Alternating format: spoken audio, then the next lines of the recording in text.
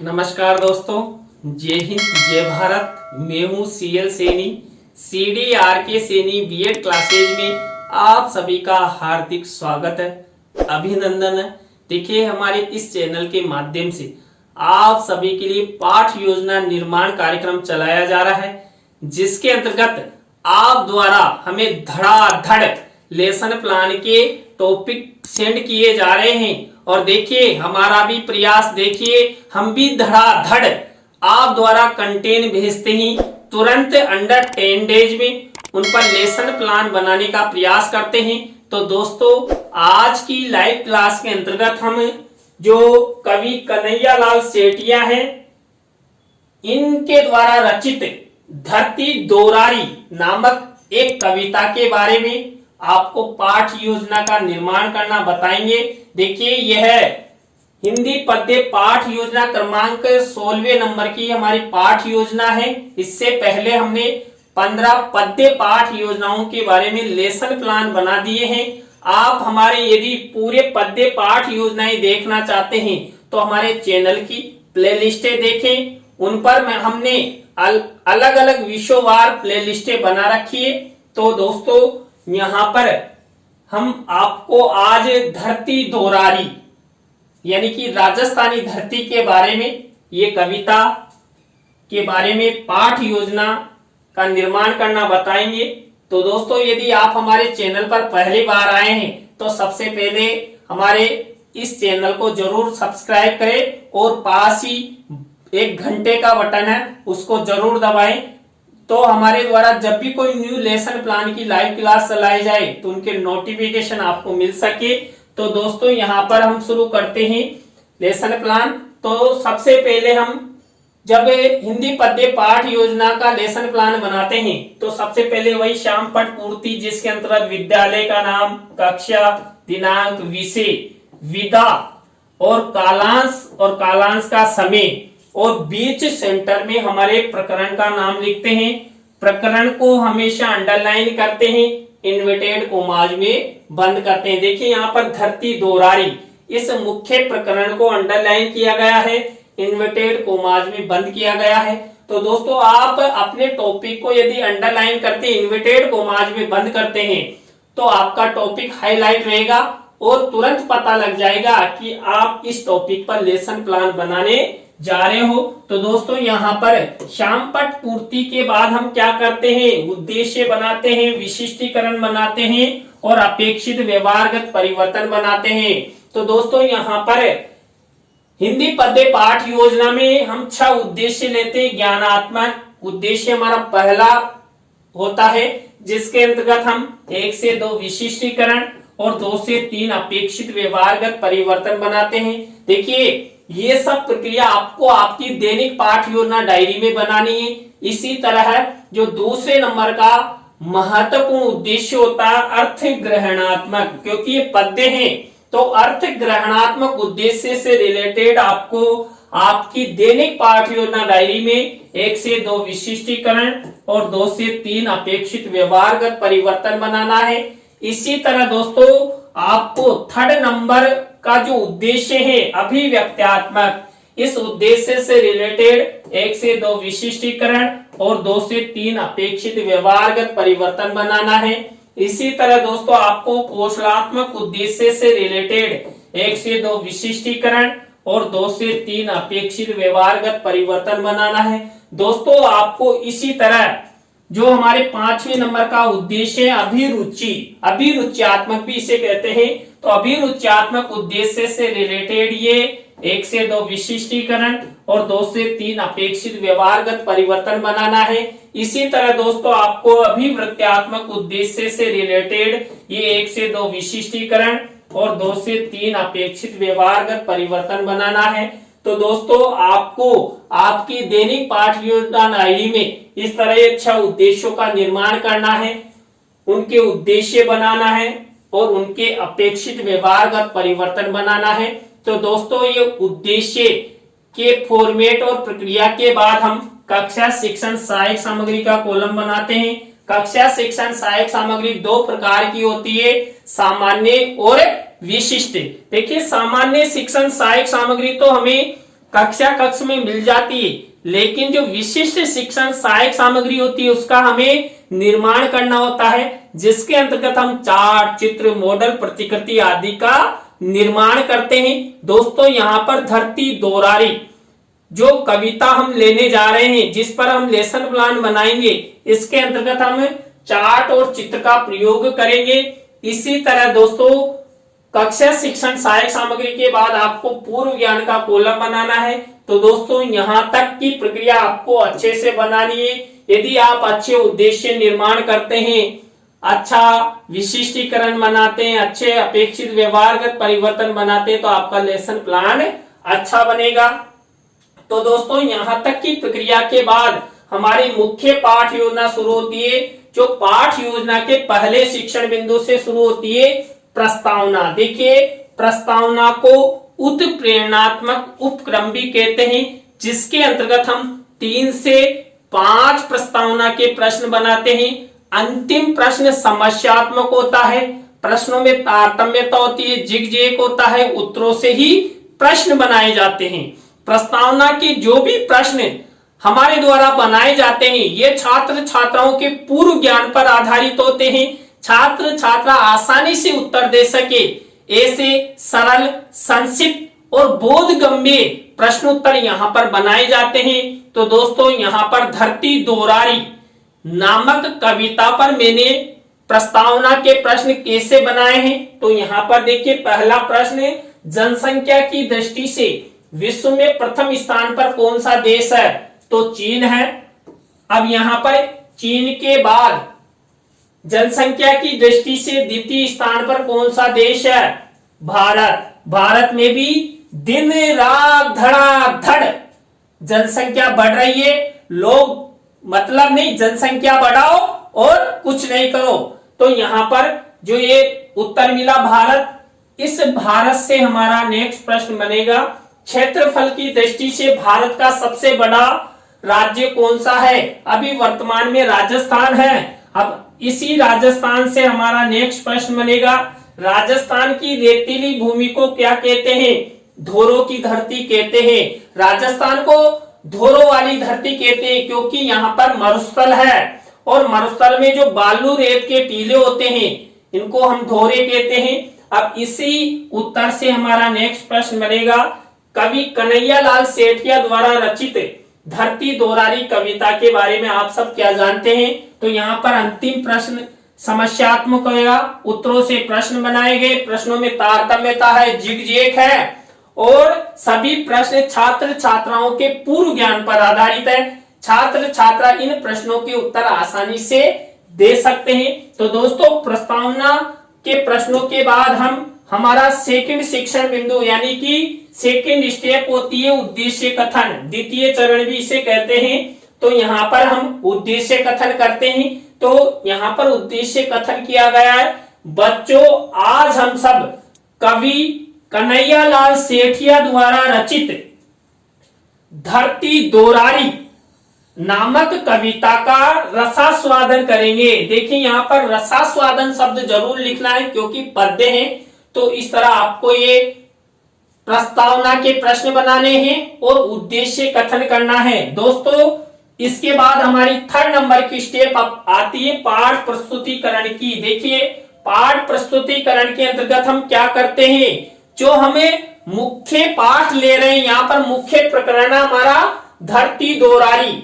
अब इस धरती दोरारी ये कविता कौन से पाठ में कौन सी पृष्ठ संख्या पर है, इसके लिए जो छात्र अध्यापक छात्र अध्यापिका होते हैं ये छात्र छात्राओं को निर्देश देते हैं कि आप अपनी अपनी हिंदी की पाठ्य पुस्तक खोलिए और फला पेज नंबर को देखिए जहां पर ये धरती दोरारी नामक कविता है।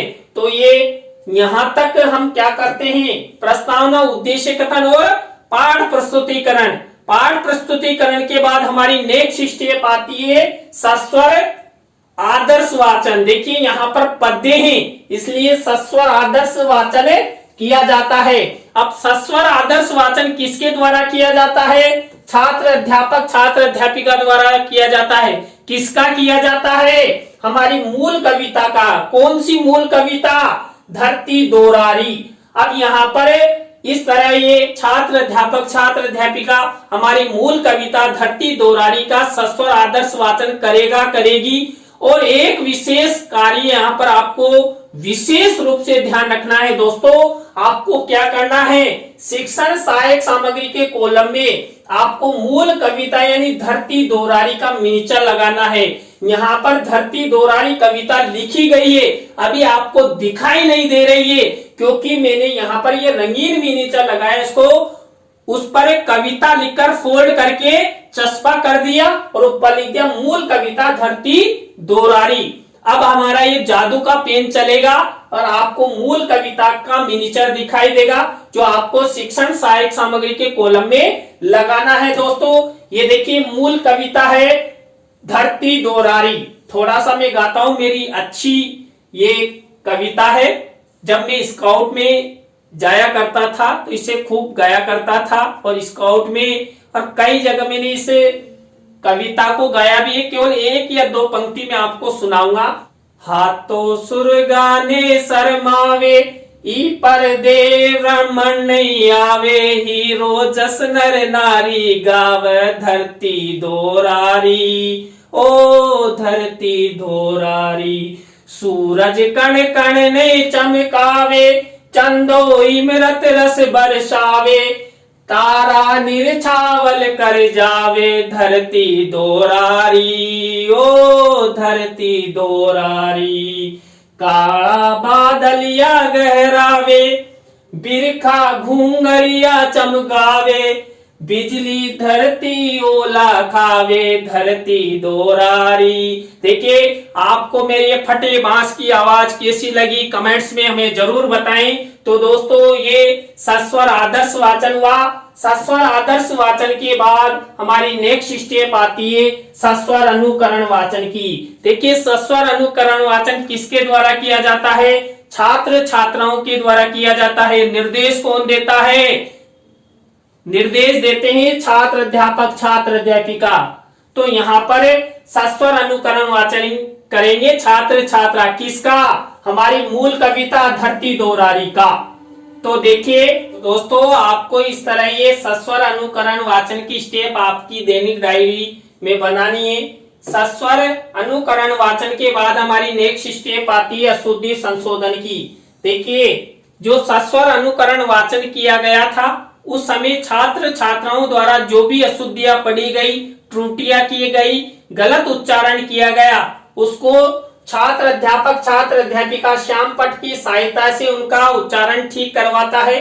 तो आपको आपकी दैनिक पाठ योजना डायरी में इस तरह ब्लैक शीट का निर्माण करते हुए इस तरह मेंशन करना है। एक तरफ अशुद्ध शब्द लिखने हैं, एक तरफ शुद्ध शब्द लिखने हैं। तो ये अशुद्धि संशोधन की स्टेप हुई। अशुद्धि संशोधन के बाद हम शब्दार्थ सरलीकरण की स्टेप अपनाते हैं। शब्दार्थ सरलीकरण के अंतर्गत वही छात्र अध्यापक छात्र अध्यापिका क्या करते हैं, श्याम पट की सहायता से जो हमारी मूल कविता है, इस मूल कविता के कोई कठिन शब्द होते हैं तो उनके शब्दों के अर्थ बताए जाते हैं। तो यहाँ पर देखिए वही श्याम पट कार्य वाले कॉलम में ब्लैक शीट का निर्माण और सिल्वर कलर के पेन से इस तरह का फॉर्मेट बनाया गया, एक तरफ शब्द और एक तरफ अर्थ। तो दोस्तों आपको ये शब्दार्थ सरलीकरण की स्टेप अपनानी है। शब्दार्थ सरलीकरण के बाद आपको पद्य का भावार्थ छात्र छात्राओं को बताना है। तो इस तरह का फॉर्मेट अपनाना है। देखिए यहाँ पर धरती दोरारी, इस कविता का भावार्थ वही शिक्षण सहायक सामग्री के कॉलम में रंगीन मिनीचर बनाकर लिखा जाता है। अभी वही भावार्थ यहाँ पर छिपा हुआ है। क्यों? क्योंकि मैंने वही फोल्ड कर दिया और बाहर लिख दिया धरती दोरारी कविता का भावार्थ। अब कविता का भावार्थ भी दिखाते थे, आप इंतजार करते रहते हैं। तो ये देखिए ये कविता का भावार्थ हो गया धरती दोरारी कविता का। आप स्क्रीनशॉट ले लीजिए।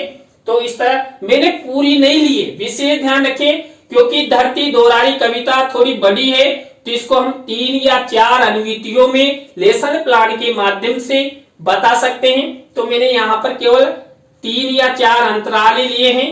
तो इस तरह इतने का ही मैंने यहाँ पर पद्य का भावार्थ बताया है। तो दोस्तों ये पद्य का भावार्थ हुआ। इसके बाद हम भावानुभूति प्रश्नों की स्टेप अपनाते हैं। देखिए भावानुभूति प्रश्नों की स्टेप के अंतर्गत जो हमने छात्र छात्राओं को मूल कविता का भावार्थ बताया, उसमें से ये 3 से 5 भावानुभूति प्रश्न पूछे जाते हैं। तो ये भावानुभूति प्रश्न हो गए हैं। तो आपको इस तरह ये भावानुभूति प्रश्न बनाने हैं। भावानुभूति प्रश्नों के बाद हमारी नेक्स्ट स्टेप आती है पुनः सस्वर वाचन। पुनः सस्वर वाचन किसके द्वारा किया जाता है? छात्र अध्यापक छात्र अध्यापिका के द्वारा। सुनता कौन है? छात्र छात्रा सुनते हैं। तो यहाँ पर ये पुनः सस्वर वाचन की स्टेप आपको अपनानी है। इसके बाद नेक्स्ट स्टेप होती है संभावी पद्य की। देखिए संभावी पद्य का फॉर्मेट आपको इस तरह बनाना है और शिक्षण सहायक सामग्री के कॉलम में आपको वही संभावी कविता लिखनी है। अब यहाँ पर देखिए मैंने संभावी कविता ली है निराला राजस्थान। अब वही मैंने निराला राजस्थान कविता और उसका भावार्थ रंगीन कागज पर फोल्ड करके चस्पा कर दिया है और इसके अंदर बंद है और ये ताले में बंद हो चुकी है और इसकी ये चाबी है। तो देखिए इस चाबी से यहां पर आपको संभावी कविता और संभावी कविता का भावार्थ दिखाया जाएगा। तो देखिए ये संभावी कविता है निरालो राजस्थान। अब निरालो राजस्थान से संबंधित ये जो हमने संभावी कविता ली, इसी से रिलेटेड देखिए इसका भावार्थ यहाँ पर लिख दिया है। तो इस तरह आपको ये संभावी कविता, संभावी पद्य, संभावी दोहे की स्टेप अपनानी है। तो यहाँ पर अब हम नेक्स्ट स्टेप अपनाते हैं सौंदर्य अनुभूति प्रश्नों की। देखिए सौंदर्य अनुभूति प्रश्न यहाँ पर मूल कविता और संभावी कविता के आधार पर पूछे जाते हैं। 2 प्रश्न तो मूल कविता से ले लेते हैं, 2 प्रश्न संभावी कविता से ले लेते हैं और 1 प्रश्न हमें मूल कविता और संभावी कविता के समानता असमानता गुण आदि से लेते हैं। तो यहाँ पर इस तरह आपको सौंदर्य अनुभूति प्रश्नों के अंतर्गत 5 प्रश्न बनाने हैं। सौंदर्य अनुभूति प्रश्नों के बाद हमारी नेक्स्ट स्टेप कौन सी आती है? आपको पता होना चाहिए। आप सब बादाम खाया करो। आज जाना बाजार में और 1 किलो बादाम जरूर लेना और आधा किलो बादाम आप खा लेना और आधा किलो बादाम मुझे भेजना, जिससे आपको तुरंत पता लग जाए कि हमारी नेक्स्ट स्टेप मूल्यांकन प्रश्नों की होती है। देखिए मूल्यांकन प्रश्नों में आपको कई बार बता दिया है, हमें 3 तरह के प्रश्न लेते हैं। 3 तरह के प्रश्नों में 2-2 प्रश्न बनाते हैं, कुल 6 प्रश्न लेते हैं। यहाँ पर वस्तुनिष्ठ प्रश्न, रिक्त स्थानों से रिलेटेड, सत्य असत्य से रिलेटेड और एक पंक्ति वाले यानी कि लघुत्रात्मक अति लघुत्रात्मक से रिलेटेड ये प्रश्न बनाए जाते हैं। आपको आपकी दैनिक पाठ योजना डायरी में वही ब्लैक शीट का निर्माण करना है। सिल्वर कलर के पेन से ये मूल्यांकन प्रश्न लिखने हैं। तो यहाँ पर मूल्यांकन प्रश्नों के बाद हम नेक्स्ट स्टेप अपनाते हैं गृह कार्य। देखिए छात्र छात्राओं के लेखन कौशल के विकास हेतु होमवर्क दिया जाता है। तो यहाँ पर श्याम पट कार्य वाले कॉलम में वही ब्लैक शीट का निर्माण और सिल्वर कलर के पेन से 1 से 2 निबंधात्मक प्रश्न लिखकर छात्र छात्राओं को होमवर्क देते हैं। तो दोस्तों आज की लाइव क्लास के अंतर्गत हिंदी पद्य पाठ योजना क्रमांक 16 के अंतर्गत धरती दोरारी जो कवि कन्हैया लाल सेठिया द्वारा रचित है, इसके बारे में पाठ योजना का निर्माण करना बताया। आपको आज की पाठ योजना की लाइव क्लास कैसी लगी कमेंट्स में हमें जरूर बताएं। अच्छी लगी हो तो लाइक करें, कमेंट्स करें और शेयर जरूर करें दोस्तों। और अधिक यदि आपको हमारी ये लाइव क्लास अच्छी लग रही हो तो आप धड़ाधड़ इसको अभी शेयर कर दीजिए। तो दोस्तों नए लेसन प्लान की लाइव क्लास के साथ आपसे फिर मिलेंगे CDRK सैनी बीएड क्लासेज पर। जय हिंद, जय भारत। अरे बीच बीच में ऐसे वो क्या है हंसाना चाहिए। देखिए हंसाने से क्या होता है पता है? एक बार एक स्टूडेंट हंसता है ना तो 1 किलो ब्लड बढ़ जाता है। तो दोस्तों राम राम।